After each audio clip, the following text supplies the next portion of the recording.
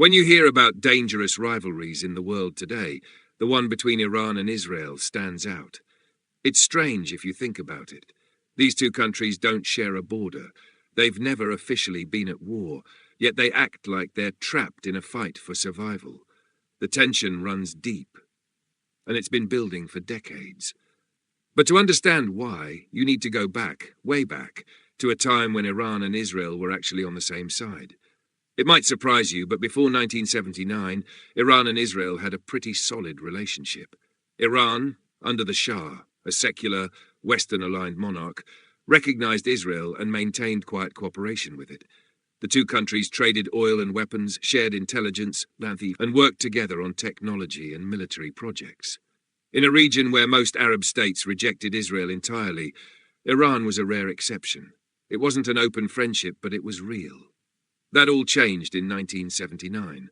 That's when the Iranian Revolution overthrew the Shah and brought Ayatollah Khomeini to power. He turned Iran into an Islamic republic, built on anti-Western, anti-Israel ideology.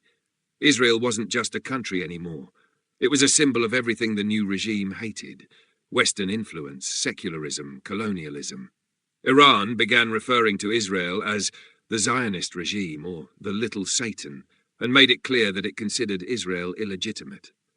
Since then, the relationship has never recovered, and the hostility only grew stronger over time.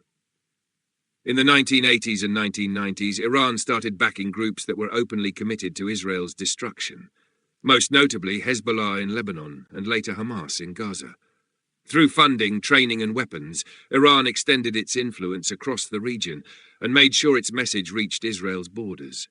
Israel, in return, considered Iran the top threat to its existence. The two never fought directly, but they were constantly confronting each other, through proxies, through speeches, through the occasional mysterious explosion. Then came Iran's nuclear program. In the early 2000s, the world began to realize that Iran wasn't just enriching uranium for peaceful purposes. Or at least, that's what Israel feared. The possibility of a nuclear-armed Iran sent shockwaves through Tel Aviv. Israeli leaders issued warnings, saying they would never allow it to happen. Meanwhile, Iran insisted it had no intention of building a bomb, but refused to fully cooperate with international inspectors. That's when the shadow war really began. In 2010, a cyber attack hit Iran's Natanz nuclear facility. It was later revealed that the virus, called Stuxnet, had likely been created by Israeli and American intelligence to sabotage Iran's nuclear capabilities. Around the same time, top Iranian nuclear scientists started dying in strange car bombings and shootings. No one claimed responsibility, but everyone had a guess. Iran responded in its own way, not directly, but through its allies.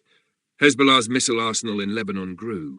Iranian militias gained power in Iraq and Syria. Drones started flying further. Cyber attacks began targeting Israeli infrastructure. It became a deadly global game of chess, each side taking small, sharp moves, never tipping the board over entirely.